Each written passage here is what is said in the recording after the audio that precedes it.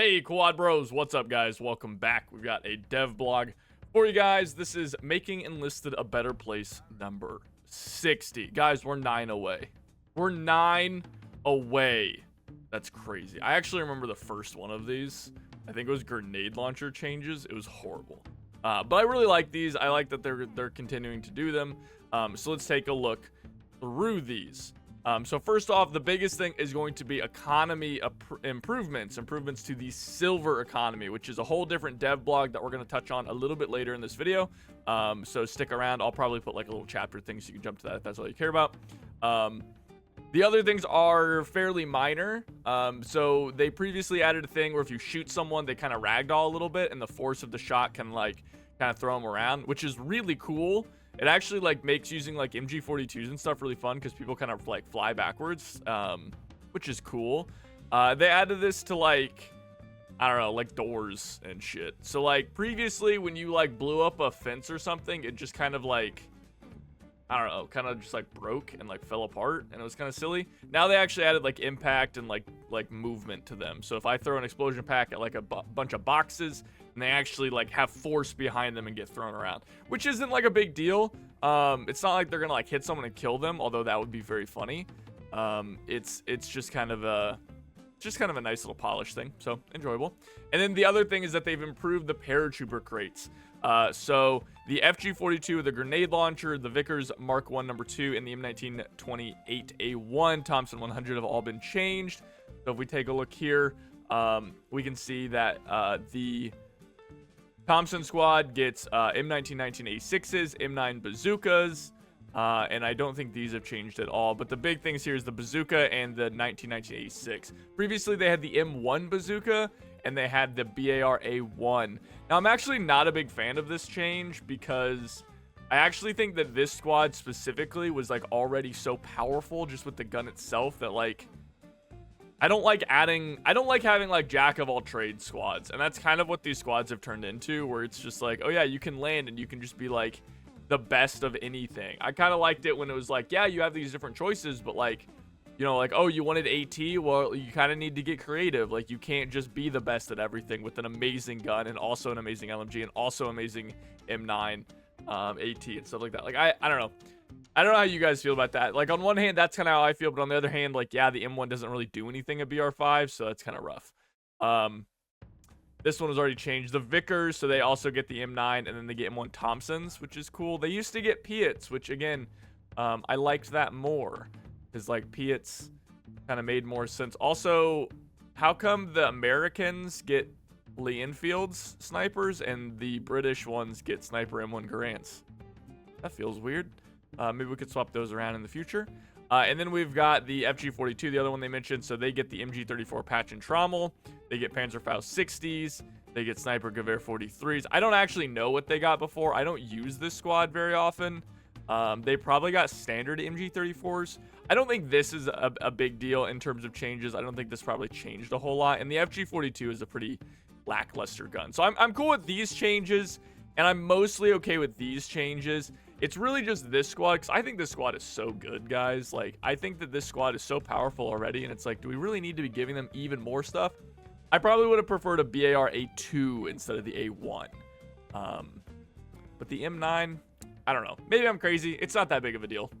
But, I don't know. That's my thoughts. On to the actually super important thing, balancing the silver economy. So they kind of go through a little bit of this here. We're talking about the old Enlisted, where basically it was balanced in such a way where as you unlocked new campaign levels, you would have enough orders to buy the equipment for that campaign level. And this was very, very carefully balanced. And they didn't change that. If you guys have watched my video here, I actually have a... Oh, where is this at? I can't find the notepad file. But if you guys have watched my silver economy video, I found this to still be the case. Like, when you unlock a new level, you actually have enough silver to unlock everything for that level, right? Just from the grind itself. Just for the levels. The problem is that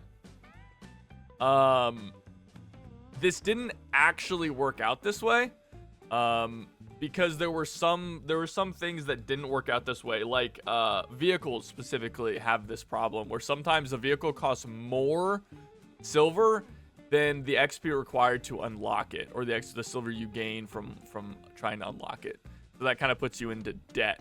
So they're making some little adjustments here. They're trying to keep some balance, and we'll see how this turns out. So first, to get through the upgrades before we talk about, or the changes before we talk about it. So they're changing the cost of upgrades. So you can see previously tier 1 weapons cost $250 to upgrade. Now they cost $100. Tier 2 $400. Tier 3 $1,200. And you can see all of these changes throughout. Although they didn't show it for. Why does is tier 2 not changing? Okay, I guess that's what they're saying, is that it's not changing for the higher levels. Sure. So the cost of upgrading stuff is cheaper, which is good. Like, especially for vehicles, you can see it's a pretty substantial decrease, like especially for like tier 1 stuff, which I'm fine with.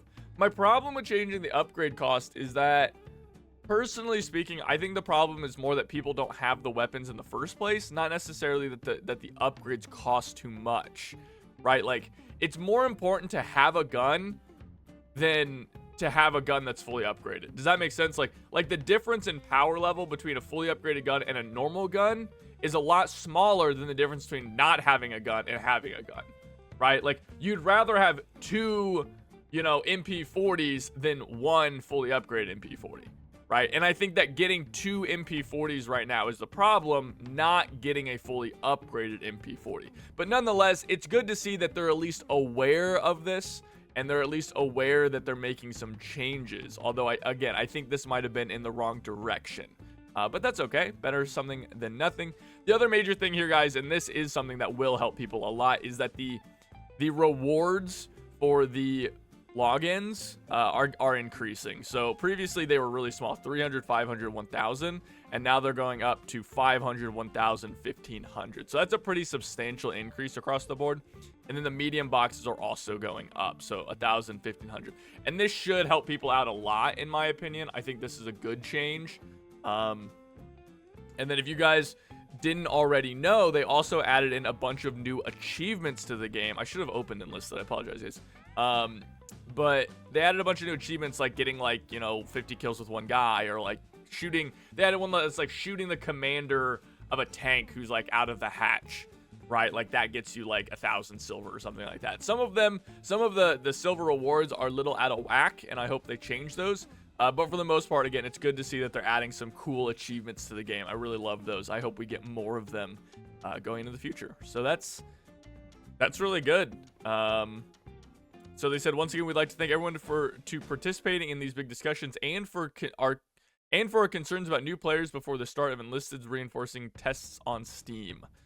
So again, they're keeping an eye out. They're paying attention, which means they're listening to that feedback, which is, again, all we can really hope for, in my opinion. I wonder if Euthymia added those achievements on here. They'd probably be under notes. Maybe not. It looks like she has not. So, rip. Or if she has, I can't find them. So anyway, yeah, you can check those achievements out. They're not too difficult, and they're pretty interesting. And you've probably got a lot of them already, so make sure to grab those guys. But yeah, that's it. What do you guys think about these changes? What do you guys think about these silver changes? I think those are kind of the big ones. And then, of course, like the paratrooper thing that we kind of talked about a little bit. Love to hear your guys' thoughts. Leave a comment down below, and while you're there, like and subscribe for all your Enlisted news, updates, gameplay tips, and tricks. Thanks for watching, guys. I'll see you next time. Take it easy.